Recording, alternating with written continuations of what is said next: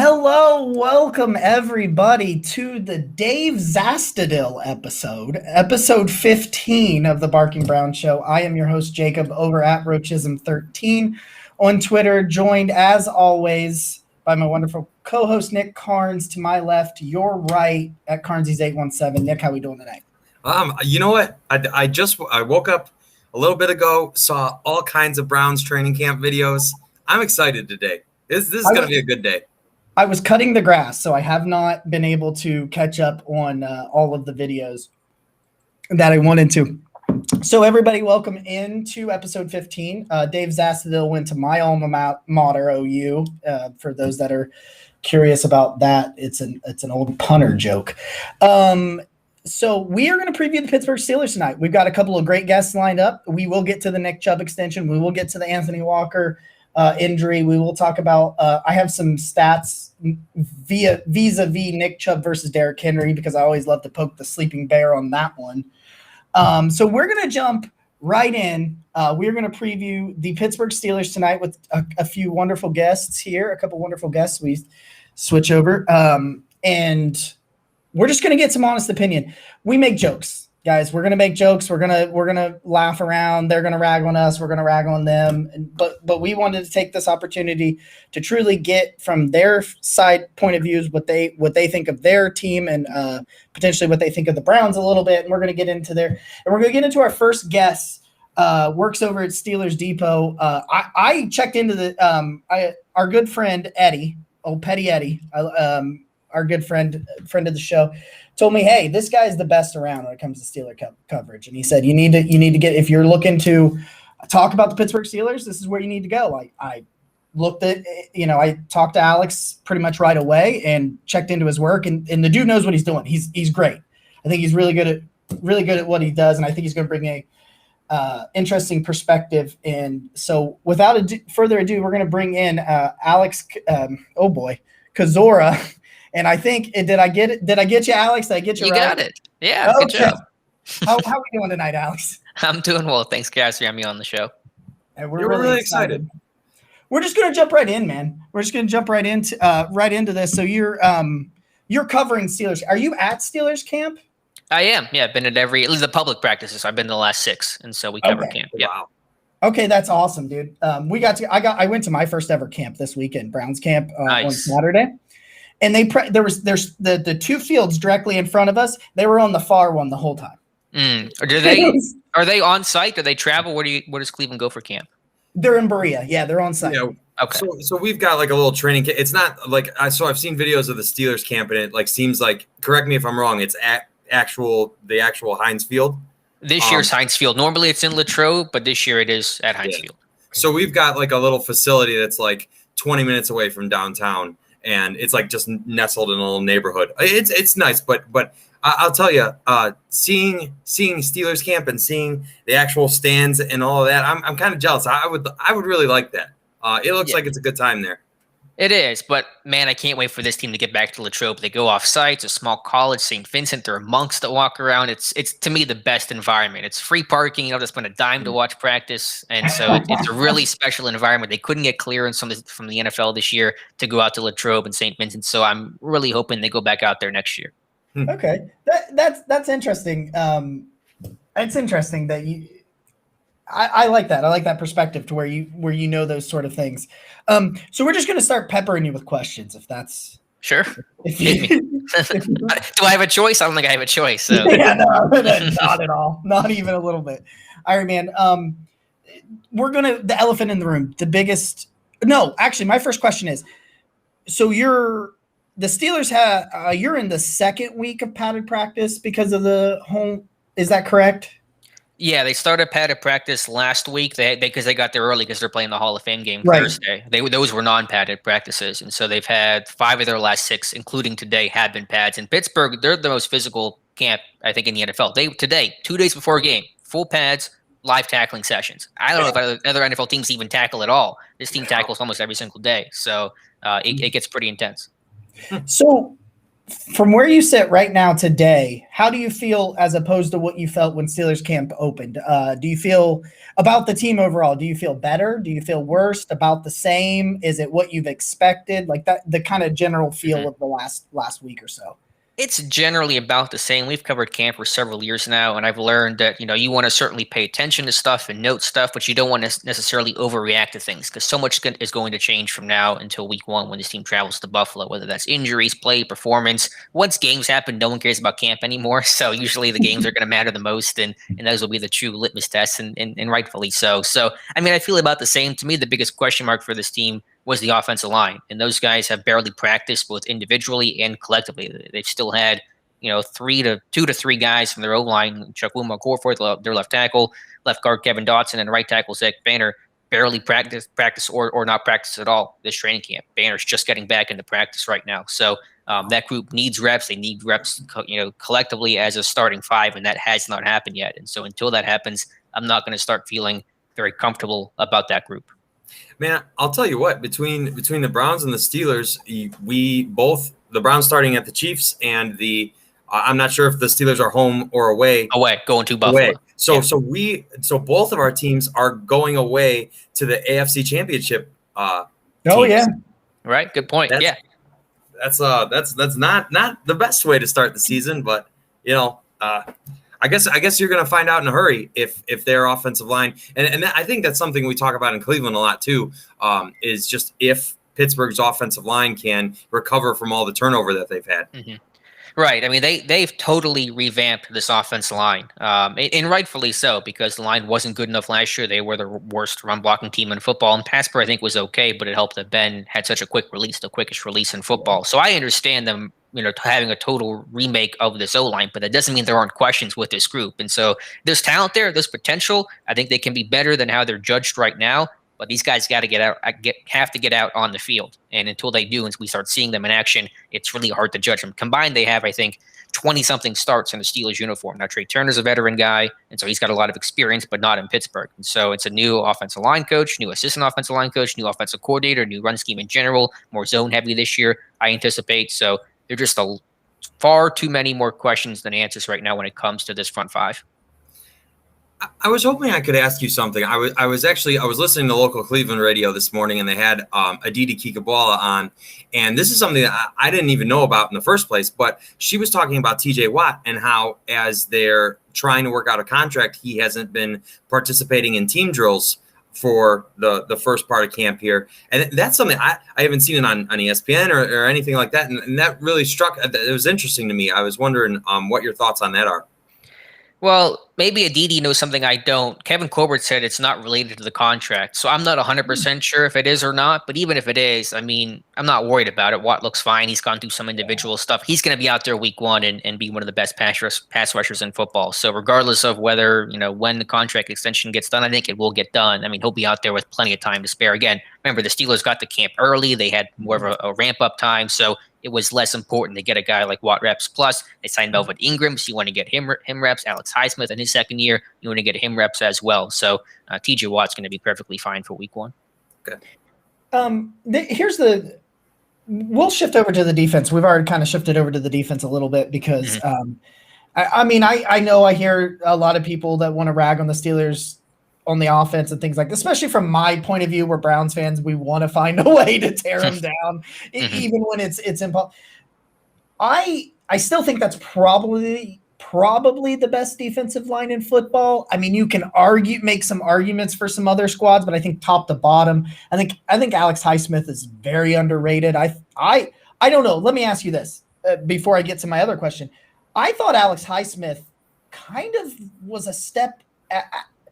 It wasn't a step back when Bud Dupree went down. It felt like to me, like obviously you want a guy like Bud Dupree out there, but I thought Alex Highsmith by the end of the year really made you not worry about Bud Dupree. Are you confident in Alex Highsmith as well?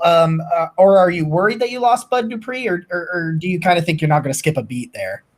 Yeah, I think there was a small step backwards when Highsmith was in the lineup last year to replace Dupree. But where it really hurt Pittsburgh last year was the lack of depth because Highsmith went from the number 3 to now the starter, and the number 3 was Cassius Marsh, who got signed in like week 14 and just was not the guy. And so there was an issue with rotation and depth and keeping guys fresh, and that whole defense was completely worn down and gassed last season. Now this year, Highsmith I think is taking a jump. He's bigger, he's stronger, having a nice start to camp. Had an interception on Ben today on the goal line in their 7 shots session at the 2-yard line. So he's having a good start, but I was really happy to see this team signed Melvin Ingram to give them a good rotation. I still think Highsmith will start. Some people think it'll be Melvin Ingram, but regardless of that, it's going to be a really strong top 3 because depth there is going to be so important to rotate, and God forbid if there is a short or long-term injury. So getting that depth there with Ingram, who's a mountain of a man, just a really stocky, thickly built dude, to me was a really critical and key signing for depth and part of that rotation. You saw it last year in Cleveland with a lack of depth as well. I mean, Absolutely. Myles Garrett in the fourth quarter, especially I'm in pre-COVID, because I know Myles Garrett post-COVID, there was a lot of things going on there, obviously with the COVID situation, but there was fourth quarters that Myles Garrett was going through the motions. He played so many snaps. So yeah, I can completely understand. Yeah, I mean, well, you guys ran all over us last year, and that was partially because of the lack of depth. And when they got Cassius Marsh in there, just getting kicked out by Wyatt Teller, I mean, it's not a battle, and so you have to have guys who are better, can set a more physical edge, play the run, and give you more as a pass rusher. So I think they've done that with Highsmith's progression and definitely signing Melvin Ingram. You referenced the Browns, and I know we're kind of jumping around topics here, but I would definitely love to know from a Pittsburgh perspective where Pittsburgh kind of sees the two teams in general. Because obviously a lot of people look at Ben's interceptions from the playoffs and say that's an anomaly and that can come down. And I think there's a feeling that Pittsburgh can definitely be better than they showed in their final game of the season. And I would just kind of like to know, where the people in Pittsburgh feel the two teams are at right now. Yeah, it's a good question. I mean, hope springs eternal this time of year, so there's always optimism in Pittsburgh, and I'm sure there are Texans fans that are like, we can do it. The Colts are falling apart, and we have a chance. So, this is the time of year to have that. And then week 1 happens, and everyone's like, the season's over. So fans ride that roller coaster a lot. So certainly there's still optimism for Pittsburgh, and I think what's interesting with their perception of Cleveland is, because for so many years, Cleveland was just a little brother that you just discarded and were just easy wins. Week 17, you beat them, they'd fire their coach, and that was kind of the cycle that existed. And so it's a weird shift now, obviously, in the playoff game last year. And then the Browns, to me, being a legit team. It's not about paper stuff. It's not about, could this be the year of potential? There's actuality with this group, and they built this really strong team through free agency, through the draft. We built that offensive line. So I think there's definitely a different shift in mindset for the Steelers fans to be like, okay, this is a legit battle now. This is not a cakewalk. And so I don't know if that's totally sunk in yet for some Steelers fans. I'm sure partially because of the playoff game last year it did, but it'll be interesting to go in this year a clean slate as true maybe equals in terms of the Steelers-Browns rivalry.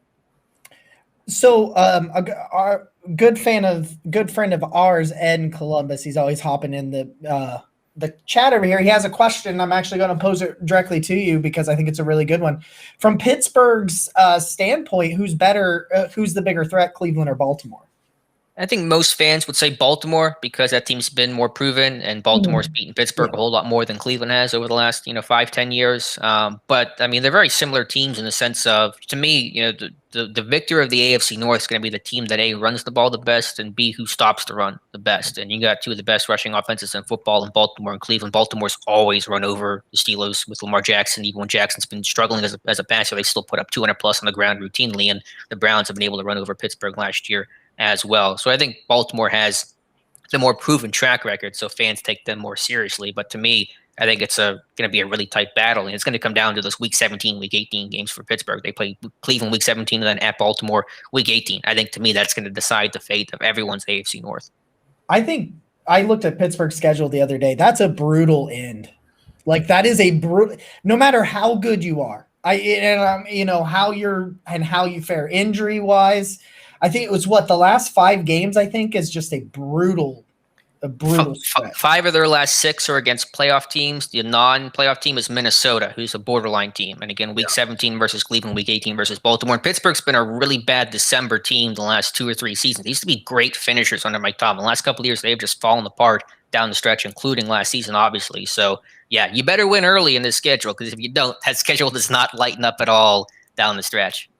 I would love to ask you, because I mean, it's always talked about how, Mike Tomlin's never had a losing season, and that's consistency in the NFL is probably one of the most difficult things of anything. Sure. But to me, and I feel like I'm more alone on this hill. The Steelers have had so much talent over the past decade and just haven't been able to get back to the Super Bowl and reach that level. And so I just wonder. I know Mike Tomlin's respected immensely for the success that he's maintained, but it just doesn't seem like he's been able to get them over the hump.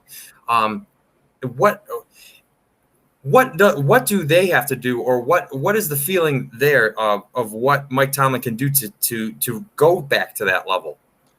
Man, Nick, that's a really good question. I'm with you. I think Tomlin's a great coach. I think he's a great leader. He's never lost that locker room his entire time. And I don't know how you have that streak of coaching as long as Tomlin has since 2007 and keep a locker room together with all the AB stuff and Bell stuff and just the intricacies of a season and some really tough seasons. But I think the last decade is been a big disappointment. 3 playoff wins the last 10 years. I think 1 AFC title appearance, and that was a loss to the Patriots. I saw that in an airport, which was a terrible way to experience that game, to watch that in an airport and the team just get crushed. So it has been a disappointment. So how did they get over that hump? I mean, they've looked good on paper. They've had good seasons, and they just haven't been able to get over that hump. So it's hard to really articulate the reason why. Obviously, you want to see this run game improve this year, be more efficient in short yardage areas. I think they can be. I'm really excited about the pick of Najee Harris. He's going to be the bell cow, the lead back for this offense. Can the line block is another question, but they really can't be worse than they were last year. So I think they will have some steps in the right direction there. That defense will get pressure. They will capitalize. They will create turnovers. But, to me, the X factor, again, O-line and the play of the secondary. Some young guys, can they step up in sub-package roles and nickel and dime? They're playing well. James Pierre is a name to watch, a guy most fans don't know about outside Pittsburgh right now. He's having a really strong training camp. I think he'll have a presence in nickel or dime packages. But O-line and sub-package secondary roles will be, to me, the defining factors of this season. Hey, my final question, I got to get a new final question. My final question was going to be, how do they make the playoffs? I think you pretty well nailed it on the head there. That was a great answer. I really liked that. As you were talking about Najee Harris, we got a question about how much excitement is around Najee, and I think you kind of touched on that one. So I'll move to this other one. Well, I think we've already touched on the offensive line a little bit. This question down here about the confidence in the offensive line. So our friend is asking if John Roach is asking if there's confidence, and I think. I don't want to put words in your mouth, but I think when it comes to the confidence factor in the offensive line, I think what you've kind of expressed is you're not sure right now because of lack of reps. Is that correct? Right.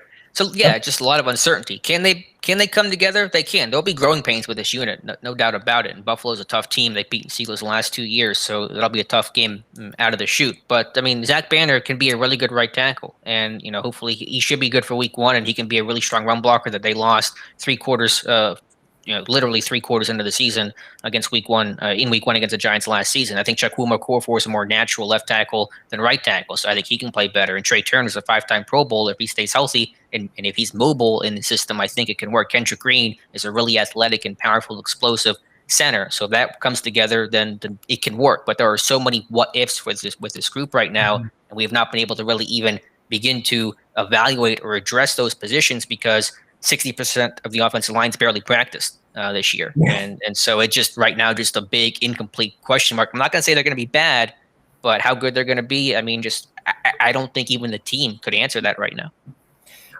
I would love to know, just as like a final thought, how many playoff teams does the AFC North send this year, and who are they? That's a great question. I mean, it certainly could be 3, especially with 7 now, from each conference. So I think if all 3 got in, it would not shock me. To me, I think anyone could win this North. You can make a case. It's basically just who you root for. Steeler fans will make a case for themselves. Browns fans make a case for themselves. Ravens fans a case for themselves. To me, though, I think Cleveland and Baltimore is in a tier above Pittsburgh right now, and Pittsburgh's in that tier right below. Can they win the North? Absolutely. They've done it before. They're still the proven team. I don't want to say they can't. But I think on paper, the Browns and the Ravens have a better roster overall. The Steelers took a step back with all their free agency losses last season. So if the Steelers get in, I think they'll be the 3rd team in the North. I have them, and this will be pretty pessimistic, but as about an 8 or 9 win team right now because of how tough that AFC North is, because of how tough that schedule is, and just the deletions and question marks about this team. But they'll be really close games, and this season's going to probably come down to those 2 final games and a couple plays in those final 2 games. So I'm not going to say they can't compete, but you're kidding yourself if you don't think that the AFC North got a whole lot better this offseason. The Browns are a really strong team. Stefanski's doing an incredible job, and the Steelers did not get better this year. I'm going to ask you just one more question. We'll get you out of here for you because I know you're a very busy man.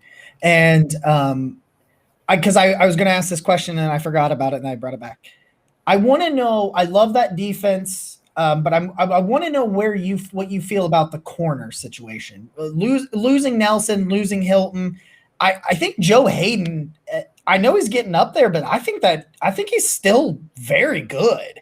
Mm-hmm. And Minka. I know we like to make the jokes about he missed the air tackle on Nick Chubb in week 17. And, we finally have something to joke about. Yeah, he did miss that interception on Baker Mayfield, though, earlier that year. No, exactly. But I'm like, I know we make that jokes, but I think he gets disrespected a lot nationally, I think overall with Minka. But outside of those 2, I'm just wondering, where's the confidence level in that defensive backfield? Yeah, I think from a base defense standpoint, there's confidence in their 4 starters. Hayden is the left corner, Cam Sutton is the right corner. He got re-signed this summer. And then the safeties, Terrell Edmonds and Minka Fitzpatrick. Again, the question's going to be in those sub-package roles, what young guys are going to step up. And they're trying to figure this out right now. I mentioned James Pierre. I think he's going to have a role in this defense, whether that's dime or nickel. He'll be the right cornerback on the outside. There's a couple of young guys battling in the slot, Antoine Brooks Jr. and a vet guy who's new to this team, Arthur Millette. So there are options. My biggest concern, honestly, is the Steelers are so good on 3rd down to be able to disguise their coverages and rotate coverages and spin Minka Fitzpatrick down. They did that last year because Cam Sutton and Mike Hilton were really versatile guys, and they could play anywhere in the secondary. Now Hilton's gone to Cincinnati, and Sutton's going to be a little more static this year. So can they have that same level of flexibility and freedom with Fitzpatrick to rob crossing routes on 3rd down and pick off passes like Baker Mayfield's pass last season? So that'll be the challenge for this defense, and those young guys are going to have to step up just on their own merits, and then have that flexibility to move around to allow this defense to be more flexible and create more chaos. So that's my concern, but early returns on guys like James Pierre have been really positive. That's good. Yeah. I mean, my situation is, I said this in Cleveland. We had Robert Jackson start a freaking playoff game, for fuck's sake. Yeah. So you can never have enough corners. So I'm like that with every team. I'm like, hey, how's your corner situation going on? Oh, you guys upgraded in a big way, right? With Greg Newsome and Troy Hill, you guys are looking miles better than last season. It's very easy to be miles better than absolute garbage. Yeah. It's as much as it. Alex, we thank you so very, very much. I know you're out there covering camp, doing great work over there. Let everybody know. I know a lot of our guys are Browns fans, but let everybody know where they can find your work. Yeah, find us over on SteelersDepot.com at Alex_Kozora. And if you're a real big training camp nerd, come to our place because we track everything. We track training camp yardage and rushing yardage and passing yardage and hang times for punters and stuff like that. So we are the biggest nerds on the planet. So if you want a bunch of useless information, head over to Steelers Depot. Yeah, but that's really cool. Thank you. It's a lot of fun. I love covering camp, and it's an extra layer of context for us. I got to cover camp right on Saturday, and I got to do it one time, and I'm still riding high. So I totally understand. Thanks so much, man. We appreciate you. All right, thank you guys. Take care. Take care, Alex. All right, man. We're gonna get to our second guest here in just 1 second. That was phenomenal. I said this on Twitter. I really wanted this opportunity to talk to him. We're gonna talk to a former Steelers podcaster. He said life got too busy, and I completely understand that. having done this show for 15 weeks. For 14 weeks, we did 2 episodes last night. So we're just going to roll right on into it. We're going to bring in Jim. I'm going to butcher your last name. I'm going to say it. I'm going to try it, and he's going to make fun of me. But we're going to bring in Jim Cella here. Did I get it? You nailed it. All right. There it is. Look at you go. Nobody can ever get it right. So you guys got it. Most people call me Cella. I've gotten Cella. I've gotten many, many, many different pronunciations. Hi, Jim. That's all right, Jim. We're gonna get you in here for 20 minutes, and then we'll let Sure. you go do something more important than talk to two ignorant Browns fans. I'm wearing a Beckham jersey. You like that? What's up? I'm just messing around. All right, man. Let's get into it, man. Have you been following camp pretty closely, like we are on the other side of things? I have been following camp, but I've been having a bit of a problem, guys. I got all this hardware. I'm running out of fingers to go with all these Super Bowl rings. I don't know if you guys can help me out. I think you guys have some free fingers. I got 10 right here. Just go ahead and stick them We're on. working on it there, Jim. We're working on it. That's cool. So are all of those replica? Yes. Yep. That's All awesome. 6 are replica rings. That is awesome. Yeah. I didn't tell my wife how much I spent on them. No, I didn't tell my wife how much I spent on that signed Nick Chubb helmet I got this weekend. Yeah. No, I did. I did tell her how much. I shouldn't have. Yeah, Jacob you definitely should never do that. Jacob bought the helmet like 8 hours before he was extended. So, you know, shout out to That's it. What a purchase. Now it's an investment. You're right. Yeah. It probably went up in value, right? It definitely did. So I'm just going to kind of get a lot of the same opinions I think that we kind of asked Alex here. So we're just going to get your take on it as well. It's the biggest question. We got to ask everybody, where do you stand on that offensive line? The offensive line clearly is the biggest question mark for Pittsburgh. A lot of people want to say Big Ben's washed up. You know, he kind of tailed off a little bit at the end of the year last year. But if you go watch the games, if you look at the stats, you can see his decline was directly due to the fact that they were running the ball for less than 50 yards a game. I mean, you're throwing these short passes. The teams know it. They're jumping these routes. So, I mean, it was the most predictable offense for the end of the season last year. You have 4 new starters, and Dotson, I guess you can consider him a new starter. He wasn't a full-time starter last year at left guard. As Alex mentioned, you got Chooks Okorafor over at left tackle. Tomlin is on record as saying he's a more natural left tackle. Banner, he did win the right tackle job last year out of camp, just tore that ACL. So we'll see how he can come back from that. But go ahead. Oh, so that's just you say that averaging under 50 yards a game. That is like the antithesis of Pittsburgh football I've known for my entire life. Right? Yeah. I haven't missed a Steeler game since 1993, guys. And the last few games of last year was the worst running I've ever seen. I don't care. Like, I know Ben is older, and I know we want to make the jokes because he's killed us for my entire lifetime, you know. And I know he threw 73 times in that playoff game. Like my arm, I'm younger than Ben, and my arm would easily fall off if I threw that much. Yeah. So I think we want to make the jokes, and we're going to continue to make the jokes just because, you know, they say act like you've been there before. Well, we fucking haven't. So that's why we're being insufferable this off season and that kind of thing. But I'm with you. I think Ben. It's like Baker gets the same thing. Yeah. All of the blame and none of the glory. I think when it came to what all of that was on Ben. That's to me. That's what everybody portrayed it as. I'm not saying that, obviously, but like it just felt like everybody's like, yeah, no, Ben sucks, and it's like. The weirdest part of all of it is that they all year, and Alex referenced it too, is they talk about how fast Ben got the ball out. But when he was forced to hold it against Cleveland, now granted, you've got some practice squad guys out there, so I get that. But when he's forced to hold it, I mean, he's chucking it deep, and he throws for over 500 yards. I mean, I know he threw 4 interceptions, but if Nick Chubb doesn't break that screen pass, I mean, I was terrified. The Browns defense was not. Ooh. I was. Yeah. So it got interesting there at the end. And yeah. honestly, the way that game started, and I'm not taking anything away from Cleveland. You guys whooped our ass. But you start the game with the ball sailing over Ben's head. Mm-hmm. You have to chase it back, fall on it. That momentum right there. I think every Steeler fan knew, oh, shit, this is not going to turn out good for us. They really just killed themselves. But Cleveland, they held on and they beat us. And the NFL is a what have you done for me lately league. And lately, Cleveland's beat Pittsburgh. So as much as I like to dog on them for being Pittsburgh's little brother and how many times Big Ben has won out there in Cleveland, I think Mayfield, he finally has more wins in Cleveland than Ben does. And since you guys have come back into the league, it's Mayfield by like one Roethlisberger out there in your stadium.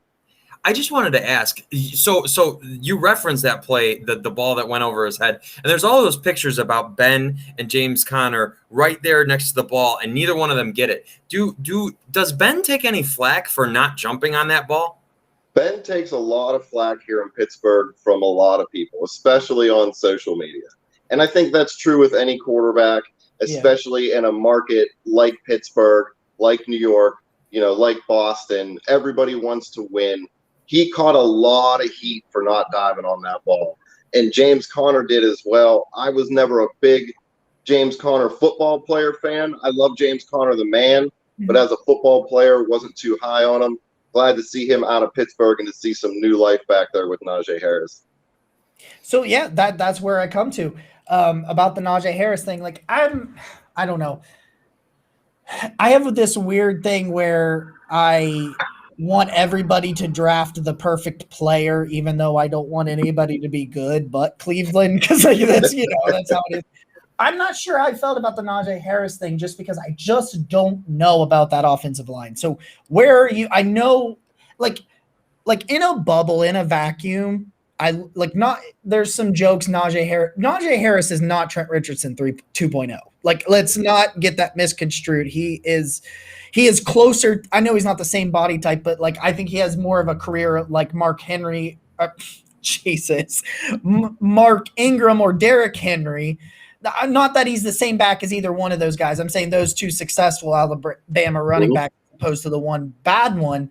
In the vacuum, I love the Najee Harris pick, but where are you on the Najee Harris pick at not necessarily on Najee the player, but from the standpoint of what Pittsburgh needed, but then on the flip side, also Najee the player. Yeah, so I love the pick because, of course, Pittsburgh needed that dominant 3-down running back. As we touched a couple of minutes ago, that O-line is going to be everything. I think Alex really hit the nail on the head when he said they can't be worse than last year. They had a lot of old guys on the team last year, Villanueva, Pouncey, DeCastro. Those guys are gone. You got to think the fresh legs for that Steelers O-line, just that alone should help them turn out a little bit more yards. So I think Najee Harris, the man, Najee Harris, the pick, both great for Pittsburgh. This guy was doing charity work. I think it was his first or second day here in the city. He was at a homeless shelter helping feed our homeless veterans. I've heard many other stories about him as a person. And, this is coming from a city that has Juju, Smith-Schuster, who I like to call Boo-Boo Smith-Schuster. He's always on social media. The dancing is getting to be a little bit too much for us Steeler fans. So it's refreshing to see Najee come in and be more of an adult, I think is the best way I want to put it. Okay. Yeah. Nick, you look like you had something. You know what? So I butchered this. I asked this question the wrong way to Alex, and I just wanted to ask you. So just to rehash a little bit, obviously Mike Tomlin's never had a losing season, but is there belief in Pittsburgh that he can take them back there? Like, can he get them over the hump? Or because he wins a lot of games, but then you get to the playoffs and not a whole lot. Real quick before I answer your question. Yes, the McDonald's Big Mac was created in Pittsburgh. Fun fact, it was created about 10 minutes away from my house. No shit. Yep. That's amazing. Apparently so was Ed's dad. Pennsylvania, where the Big Mac was founded. The McDonald's there now actually has like a 14-foot Big Mac statue in it. It's pretty crazy. And apparently Ed's dad. He was also created in Pittsburgh. Ed's always over there in the comments. Ed tries to trip me up sometimes, and he's successful. So I'm sorry, but yeah. No, that's right. Yeah. So Tomlin, I don't have a lot of confidence. I'm not going to say he can't get us there, because a lot of people want to scream fire Tomlin, but nobody has who are you going to hire in place of him? You can always say, let's fire a guy. You got to know who you're going to bring in. Tomlin has this, I've never had a losing season. Okay, that's great. But we're not the city of participation trophies. We're the city of champions. Winning enough games to not be losers is not the status quo around here. And it seems to be creeping into this younger generation, and they're all about having fun. And us older Steeler fans, we're not really feeling it. We want championships. We got to 6 before anybody else. We want to keep that tradition going. Me personally, can Tomlin get us there? It would have to be a perfect storm situation.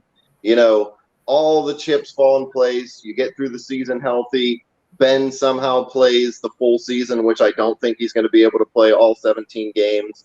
Harris wins Rookie of the Year. Watt finally gets Defensive Player of the Year. Maybe Minka gets it. I mean, all these things would have to happen for the Steelers to actually win the Super Bowl.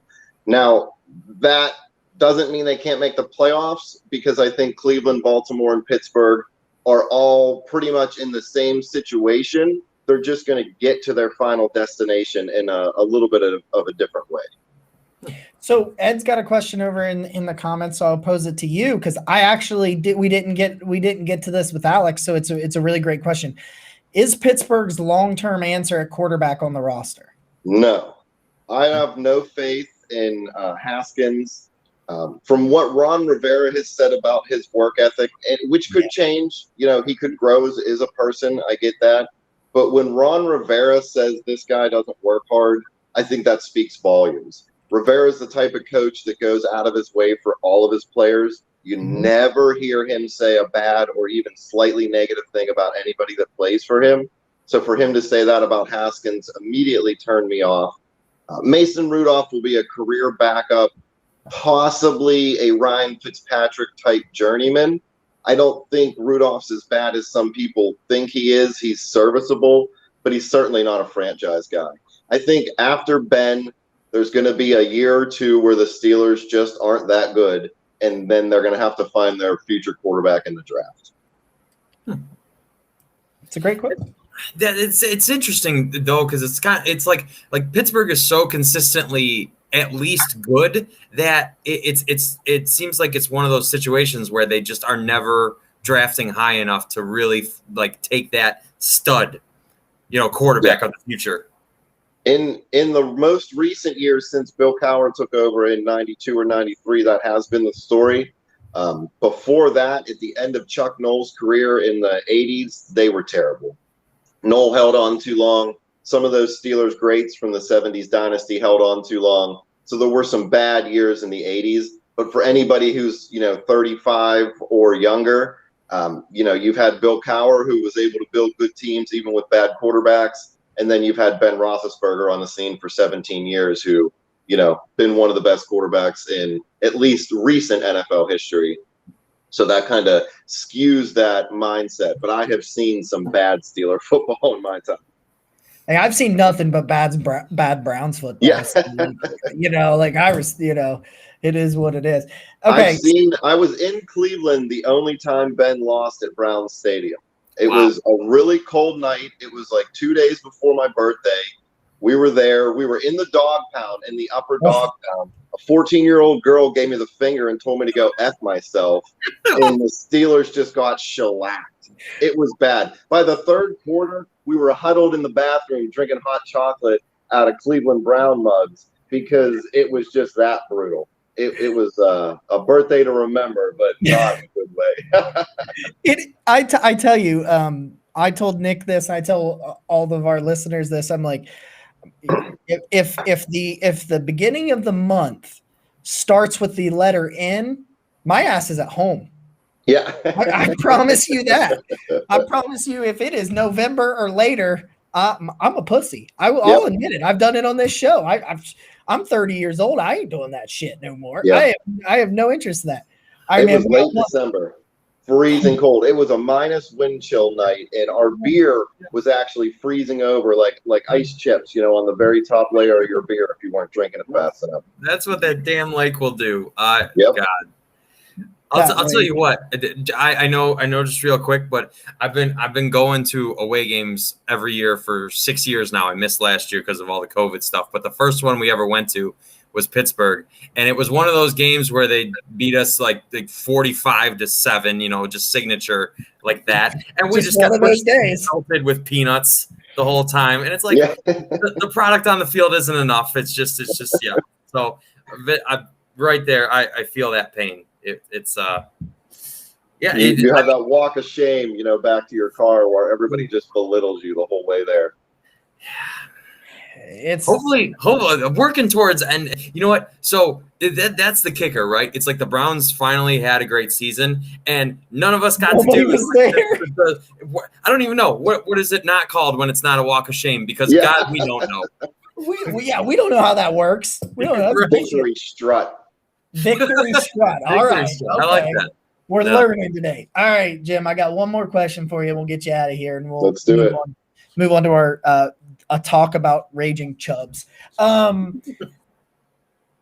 to bottom, let's say they stay healthy. I like when I ask for general prediction questions. I don't like, because so many different things can. Let's say they're healthy. Yep. Where they stand, let's say the 5 starters on the offensive line are who they're projected to be. What is the outlook in Pittsburgh this year? I think 10-7, maybe 11-6. The other question, it's not just the O-line. It's, can a 39-year-old Ben Roethlisberger play all 17 games? People like to call Mason Rudolph mediocre Mason. I think he can come in and get you 1 or 2 or 3 wins a year. I think he's okay to do that.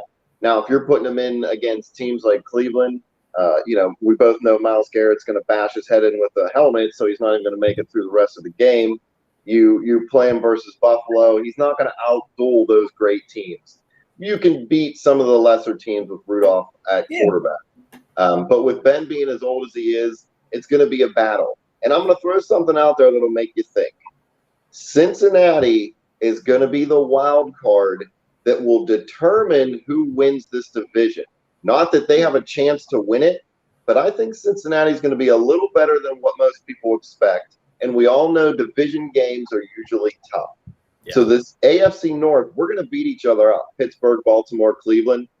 If Cincinnati can steal 2 games against one of us, that could really go far. Because I think Baltimore, Cleveland, and Pittsburgh are all going to be between the 10 and 12 win mark. They're just all going to get there a little bit differently.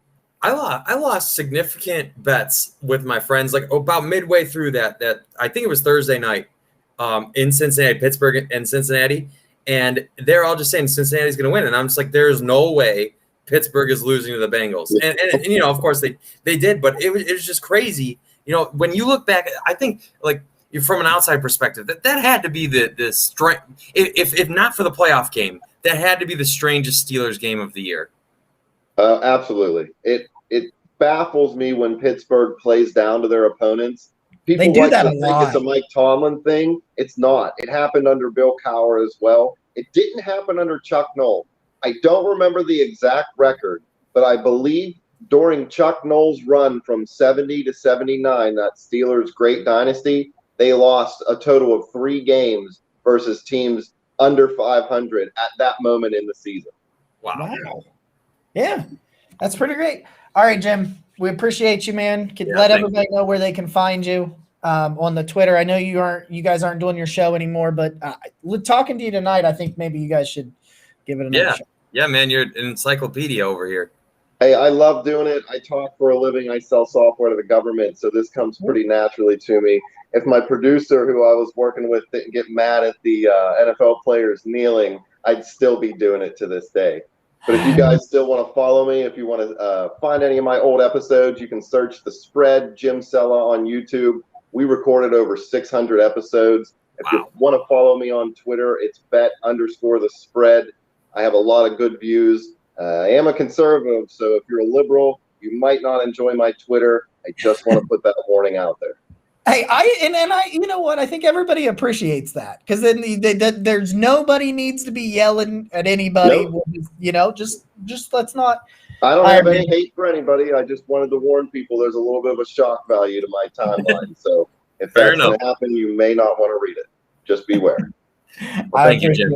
Really appreciate talking to you, man. Thanks so much. Thanks for having me on, guys. You have a great night. All right, man. You too. Thanks. I just want to say, you know, so he references that, like, and we're only, what is this, episode 15 now? Mm-hmm. If I lost you for whatever reason, like if you weren't here, that would like no. On my old show, before we started this show, when I was doing the Blue and Orange Football podcast with my friend Isaac, there was one day when I had to, we just couldn't record, and we couldn't record. And I recorded a quick, like 30-minute episode on a Sunday morning. It was a game day, a Sunday morning. And it was I don't know how anybody does it solo. I can't do it solo. And I know I can talk, but like we feed off of each other so much that like, I don't think I could ever do that. Ed is talking about the days of the Kung Fu Panda kicking Antonio Brown. I am trying for the life of me to remember what punter he kicked in the face. It wasn't. Who was it? Somebody come in here and tell me who Antonio Brown kicked in the face, because to this day, when that happened, I think that's outside of the Myles Garrett situation. That is the most flabbergasted I've ever been staring at a football screen, was when Antonio Brown donkey kicked that player in the head. I can still see that picture in my head. I can see it too. Bastard. And then talking about, you know what, and Alex referencing Spencer Lanning. There it is, Ed. Thank you. They hold on to that Minka Fitzpatrick Baker interception. Now, granted, at the time, all Browns hype was through the roof, and it crushed my soul to lose that game. But they hold on to that after they got their asses kicked at the end of the season. Oh my God! It's just, dude. Oh, cool. He was fun though. He was fun. He was trolling us a little bit. I know, but dude. Your boy got torched by Nick Chubb in Week 17 for the longest run since Jim Brown, longest touchdown run since Jim Brown, and then he gets torched again in the playoffs. I don't want to hear it. Our good buddy Andy is calling into the show in 10 minutes. Yes, y'all don't want to miss that. We're going to take a little sidestep into Andy's. Andy's got some antics going on. He is calling in, and at precisely 9 o'clock, I have a text over here that says precisely 9 o'clock. He's calling in. We are having a contest between Nick and I. We have two contests. One vis-a-vis my good, not my good friend. I was going to call him my good friend. I've never met him in my life, but a guy I'm very high on, Kadero Hodge, vis-a-vis if he does or doesn't make the roster. Somebody has to say something nice about the Steelers for 30 whole seconds. Jacob, I think I goofed. I'm just going to say it. I think I goofed. We know. We know. Kadero Hodge is just building the Browns. There's his catch. You see highlights, though. There's another Kadero Hodge catch, and he's burning all these dudes, and I'm just like, well. For everybody listening, every single Kadero Hodge highlight that comes out, I DM to Nick immediately. If you think I'm insufferable, like publicly, you don't know shit. All right, so we're having a contest vis-a-vis point ranking system. Andy came up with this big elaborate system. I'm incredibly excited to talk about it. He has a bunch of punishments for us to choose from based on our 53-man roster predictions that we have. Nick, you didn't put yours out. We had a busy week, right? You didn't. No, I didn't. Oh man, wow. I just missed the boat on that. I mean, all that matters is that you have it written down. Like, as long as you have it written down, I have it written down. So, Andy Manchin, 9 o'clock, we'll be on the show. We're going to talk a little bit vis-a-vis Nick Chubb, and then we'll talk to Andy, and then we'll talk a little bit about training camp, some things, some observations. I have not got to watch training camp live from the Browns with Joe Thomas, Ken Carman, and Nathan Zagura for today. I have not watched that. I will be getting caught up on those shortly, so I can't give a lot of opinions on that, but I can give opinions on prior days camp, and we will get to those. So this is a stat about Nick Chubb. Everybody knows that this is a Nick Chubb stand show, podcast show, whatever. Whatever the hell we are. I bought a signed white Nick Chubb helmet about 3.5, 4 hours. I think I bought it at like 2. Yeah, right as camp was starting. So about 2:30, and he signed at like 6 or 7, I think, something like that. We were at the bar. We screamed in the bar. It was pretty. We did scream. It was so much fun. We did scream in the bar. I bought a Nick Chubb signed white helmet. If you follow me on Twitter, go over to my Twitter. It is on there somewhere. I might pin that tweet up for a little bit. I also our full reaction to our day at training camp was on a special episode 14 that we recorded on Saturday. It is out on all of our platforms. So go back and watch that, and listen to that if you want some insight. They were kind of far away from us, but I literally didn't talk to Dan and Andy and Nick much at all in the stands because I was trying to watch everything. And I just want to say the player you noticed is suddenly being reported as standing out, and the player I noticed is suddenly be reporting as standing out. It's almost like we're noticing. There's some people talking up Donovan Peoples-Jones and what was Albert Breer's tweet today that I just saw not too long ago. Don Johnson, Donovan Peoples-Jones, Mac Wilson. John Johnson. John Johnson and the DPJ and the things like that. These are all things that we've talked about here on this show. So let's go. You guys were not surprised by some of the people that are really standing out. So are you ready for some Chubb-tastic stats? Chubb-tastic, hit me. And I looked down and Ed just sent us a comment about Chubb-tastic. So I may have cheated and used that a little bit. So last year in the fourth quarter, Derrick Henry, the great Derrick Henry, and I get it, volume. I do. The great Derrick Henry had a ridiculous 6.62 yards a carry in the fourth quarter. That's awesome. Nick Chubb averaged 10.03 yards. 10.0. I just watched you slowly thumbs down to thumbs up for people that can't see Nick. Stone face thumbs up down to thumbs up as I said those stats. 10.03 yards per carry in the fourth quarter last year for Nick Chubb, which is the most by any running back in the last 30 years. 30 years? 30 seasons, yeah. 30 seasons. Are you ready for another one? Here we go. I heard this one today. This was from Corey Kinnan, perhaps. I heard it. Jeff Lloyd said it, and I think he said it was Corey Kinnan that had put it out. It might have been Cody Sweck of the OBR. I really wish I could give credit to the people. I hastily wrote this note down, so I did not write it down. In the fourth quarter, in the last 3 seasons, so since Nick Chubb was in the league, and let me remind you that they had to trade Carlos Hyde so he could get carries. He missed 4 games last year. And Freddie often forgot about him in the fourth quarter in 2019. In the fourth quarter, Nick Chubb in the last 3 years has 50 broken tackles. 50 broken tackles. The second, the great Derrick Henry, has 41. Okay? So they're really kind of neck and neck there, 50 and 41. You want to hear the kicker? I know what it's going to be, and I'm ready. Derrick Henry has 9 less broken tackles on 70 more carries. 70 more carries. Almost like Nick Chubb's better. I don't want to hear it. I'm done with this Derrick Henry. He's 6'3", and he's a freak and whatever. Nick Chubb's better. Superior running back. We don't have much to say about the Nick Chubb extension. We've said it all already. We've said it all. Those stats tell you what you need to know. What we think about the Nick Chubb extension is it had to happen. Absolutely had to happen. Absolutely had to happen. I just want to say, I know I referenced it earlier, but Nick Chubb had the longest touchdown run by a Cleveland Brown since Jim Brown against the Pittsburgh Steelers in Week 17, which was the longest offensive play of the Browns offense that day. And in the playoffs, Nick Chubb also had the longest offensive play of the Browns offense against the Steelers.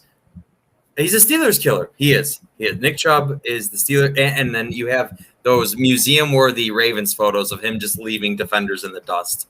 I'm going to make a Nick Chubb wall of just – and I don't care if just all his photos of dominating the AFC North, because we have been waiting so long for anybody to just really stick it to our division. You know what he reminds me of? What Jamal Lewis used to do to Cleveland when he was in Baltimore. It did not matter if Jamal Lewis was on one foot.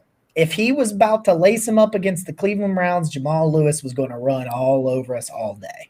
Yep. And Nick he's finally given us a fighting chance in those things. I have my Nick Chubb helmet on my desk at work. I lock it up at night.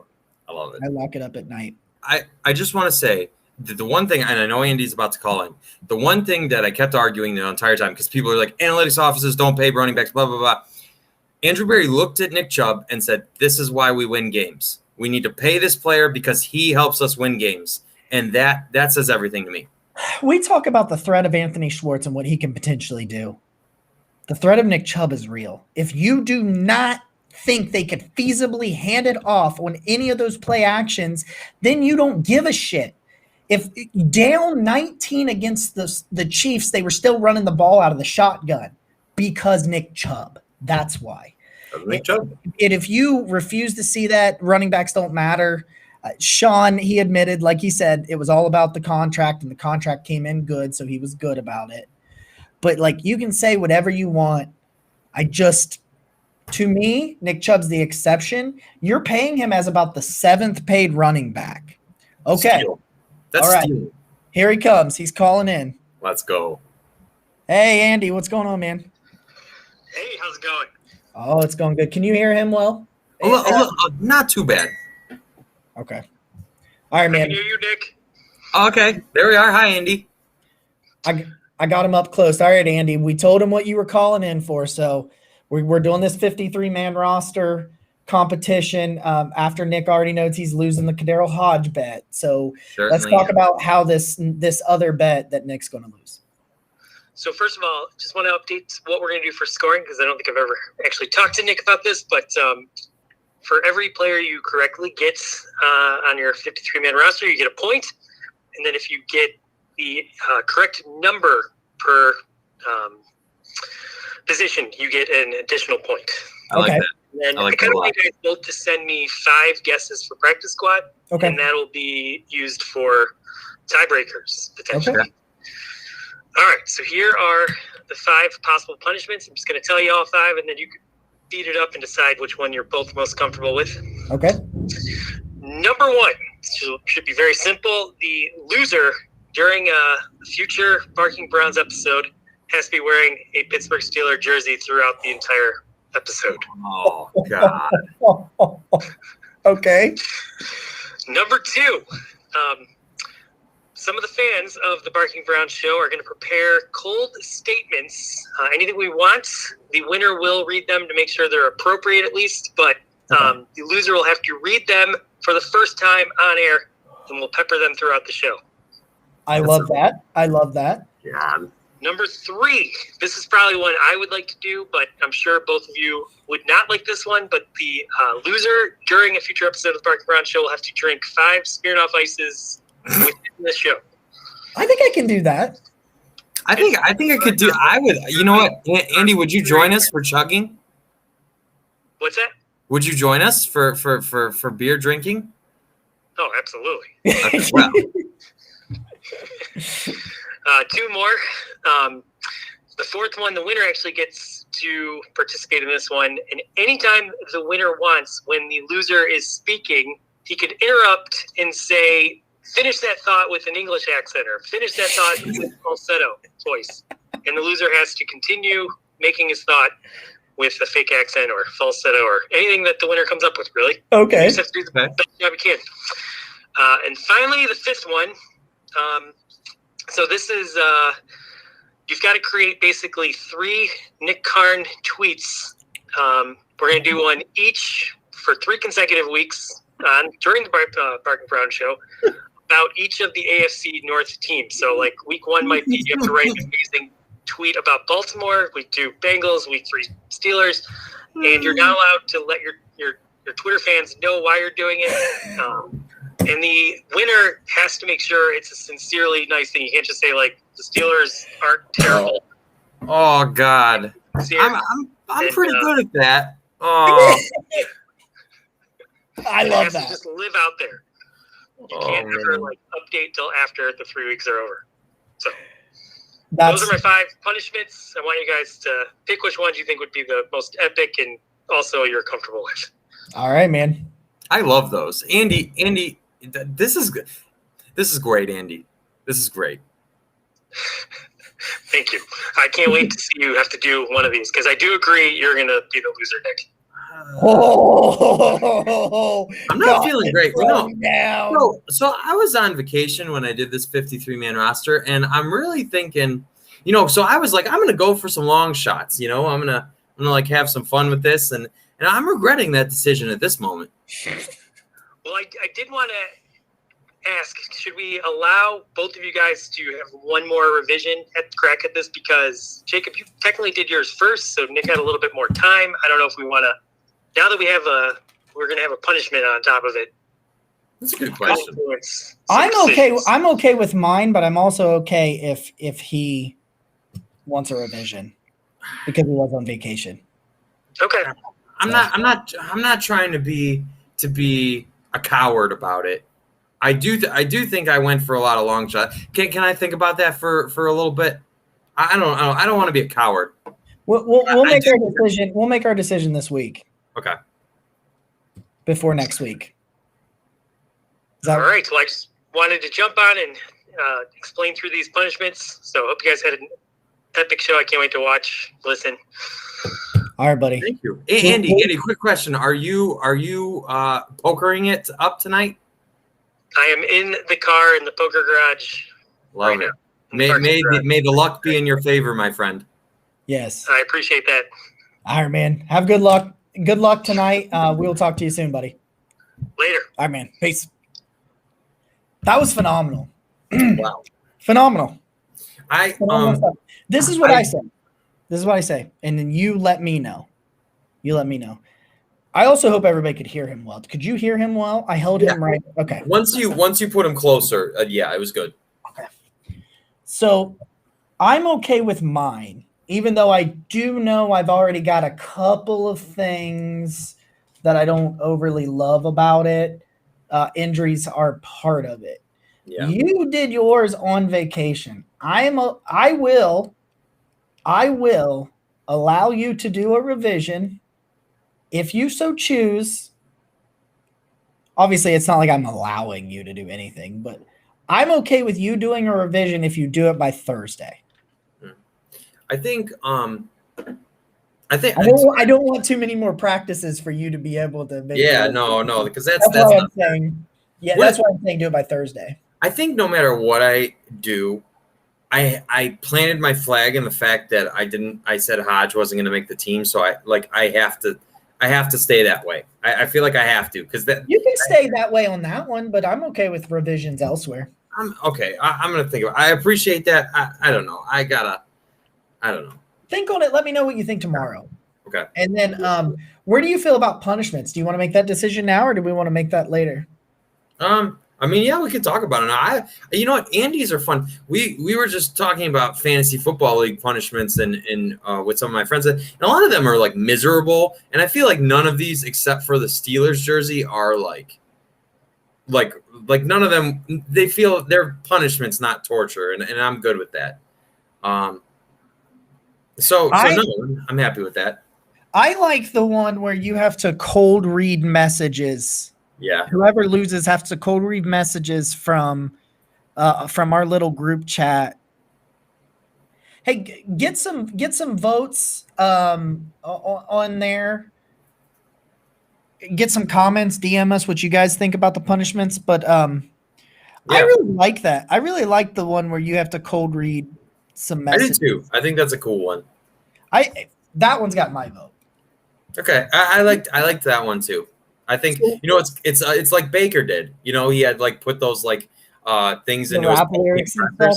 Yeah, I thought that was cool. They were a lot of fun, man. Those were a lot of fun. Yeah. All right, so we will talk about that on the side.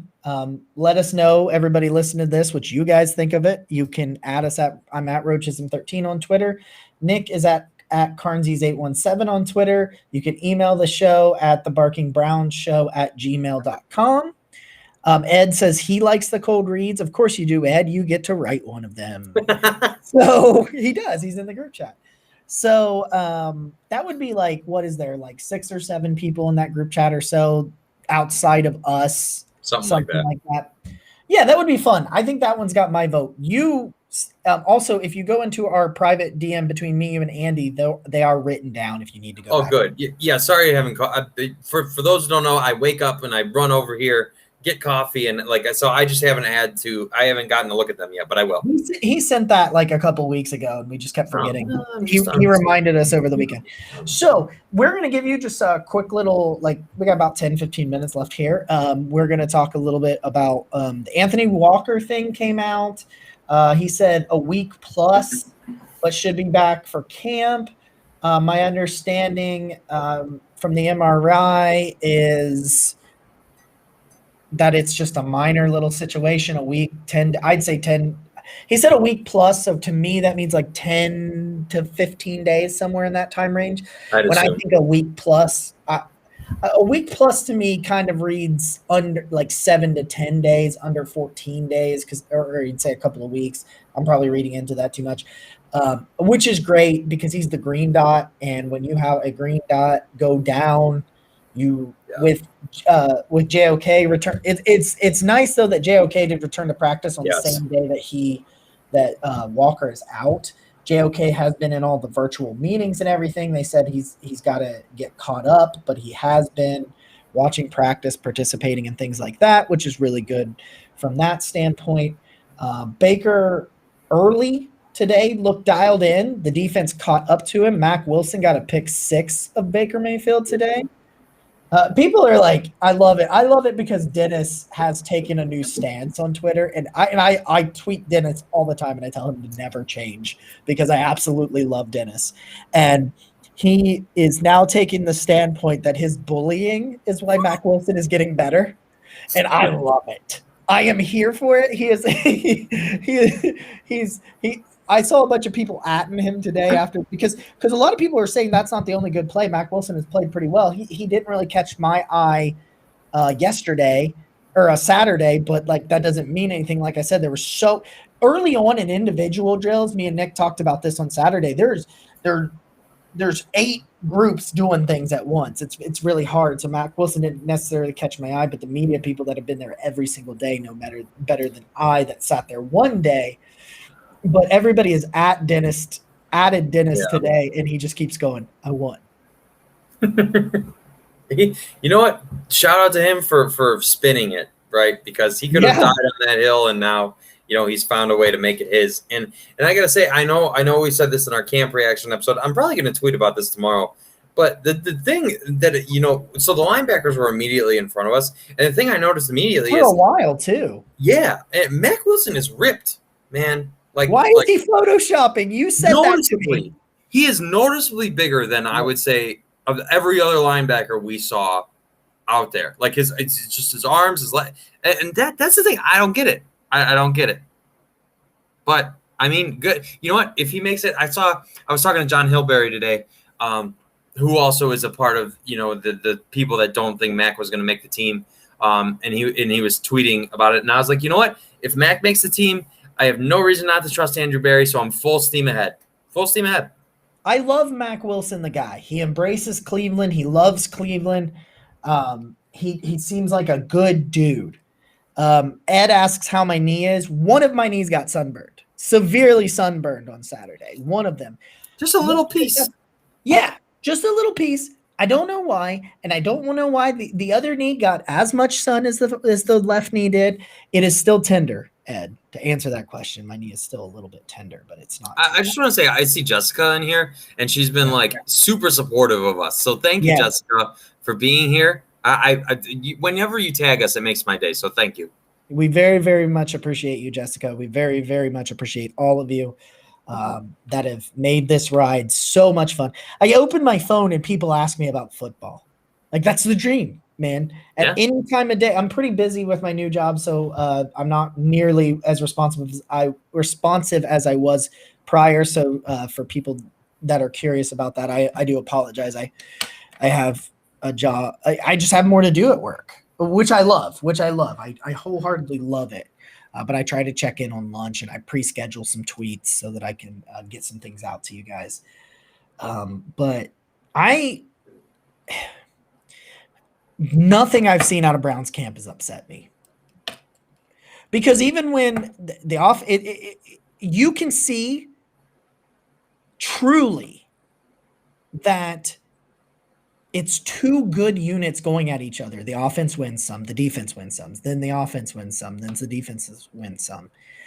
There are truly players on both sides of it. I talked about not necessarily Greg Newsome getting the start just because, which is wild that a first round pick might not start, but Greg Newsome is, he's as advertised. I told you this, you agreed with me. We talked about this ad nauseum since the Browns drafted him during dead period. Greg Newsome is as advertised. And this is something you want to talk about. So I'm going to tee you up for this because we talked about this and we almost forgot to not bring it up tonight. The best offensive line in football, today they put pads on.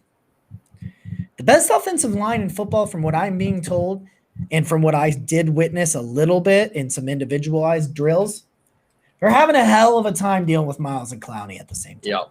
Yeah. Jack Conklin, Joe Batonio, Jed Wills. I don't think these guys regressed. Jack All-Pro Conklin. Jack All-Pro Conklin. He was an All-Pro, which is Some Joel Batonio was an All-Pro or an All-Pro, a second up team or whatever he was. But these are top of the line. This was the number one unit in football. They're having a hell of a time with Miles and Clowney. And I know you wanted to say something. You know what? And so it stuck out to me, just that they were doing individual drills, and Clowney just was beating them repeatedly. It was like every tackle that rotated in against him when it was his turn, Clowney just like was there in the quarterback. And then you see Jake Trotter does his camp reactions every day, and I was reading that right before the show, and I can quote him directly because I tweeted it. He said, Jake said, if the defensive players were allowed to hit the quarterback, Jadeveon Clowney might have had 20 sacks today. He was in the backfield on like every play. I'm we're homers here. We are. But Jake is not. No, Jake is not from here. And it's just talking about, the proof is in the pudding, right? If Jadeveon Clowney is beating the number one offensive line in the NFL, and now granted it's in camp and it's early and I understand that, but they didn't lose anyone. They're not reshuffling like the Steelers are. Hurt. No. And so, that is Clowney's still rehabbing to an extent. Yeah.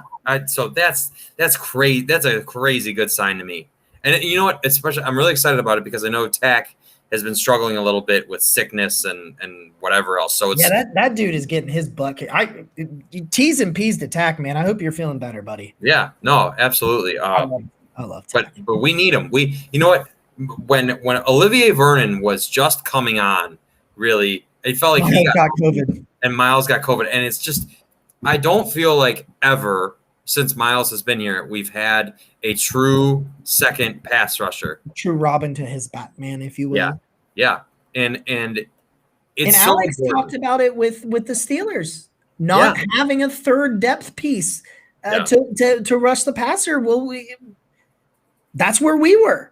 Yeah. At times we didn't have a second piece. Yeah. And so for Jadeveon to be doing this, I just think that this is such an opportunity for him and for the Browns to just be able to do, like, the dream is what the Buccaneers did in the Super Bowl, right? You line four guys up there and you say, these are the 4 rushers, and that's it. And they're going to beat your 5 guys or 6 guys that you leave back to block. And then the rest of our secondary is just going to benefit from that. And I think Clowney is like the linchpin of our defensive line potentially working to being one of those lines. Yeah.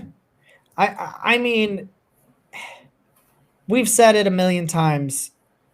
Ed jumping in here. Did you hear about the Giants fight at Giants camp? Yeah. Oh my God. Wow. My buddy Isaac, I used to do the show with. I work with him now, and I walked over to his office and told him what was going on, and he just went. And then I just went back to my desk. You know what that is, Jacob? And that's the camp I was at before. That's the Freddie Kitchens camp, man. Freddie's there. That's right? Exactly. That is the Freddie Kitchens camp, fighting and then making them run like a high school team. Like I guess at Daniel Jones, it was a weird day in the NFL. So Quentin Nelson has the same foot injury. I like the Colts. Like I've always liked the Colts. Like I don't have any reason to vet against them except for when they line up against Cleveland. Their first 5 games are brutal. They have a really bad 5-game stretch. And with 5 to 12 weeks for both of those guys, that could put them out up to the first 5 or 6 games, I think, mathematically wise. I think I read somewhere. He goes down. Carson Wentz is down. Not that I'm not sure what that would happen. But then you had the situation with the helmet-to-helmet hit in Carolina that left the guy have to leave on an ambulance. They cut him. They cut the dude who hit him. The other guy, yeah. I guess Ronnie Harrison had a comment about it on Twitter, so I guess the hit wasn't as bad as what the media made it out to be based on what Ronnie said. The video was hard to see. I haven't seen it. You had wow, I think there was something. It's been a wild day. Yeah. It's been a wild day, top to bottom. K1 Alexander signed with the Saints. That happened just before the show started. Linebacker K1 Alexander is returning to the Saints. He signed a 1-year, $3 million deal to go down there. That happened. Jessica says that I hate to see that anywhere. I like how much the Browns meshed now. Yeah. That's what I'm getting to. All of these things today, none of them were in Cleveland. Wow. What, Nick? The times they are a changing. If I'm not mistaken, Lamar's not even back yet. I'm not positive, but he's been out on the COVID list, correct? Yeah, I'm not sure. That's another. And Alex said, the Steelers line hasn't even been able to play together, right? Because they're all in and out. Advantage Cleveland. You're right. You're talking about all this stuff, and I was thinking about that too. It's like every day that the Browns go, and thank God, Walker's just minor. Every day, especially putting on the pads, that they escape without injury is a massive victory. When Walker went down, I was like, yep. Yeah. Mac Wilson. That's what I instantly thought of. Mac Wilson's knee last year.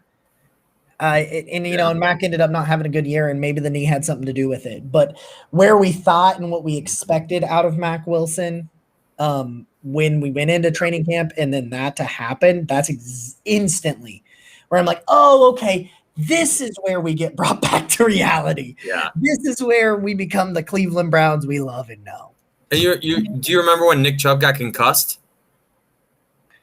Yes. Yeah. And it was,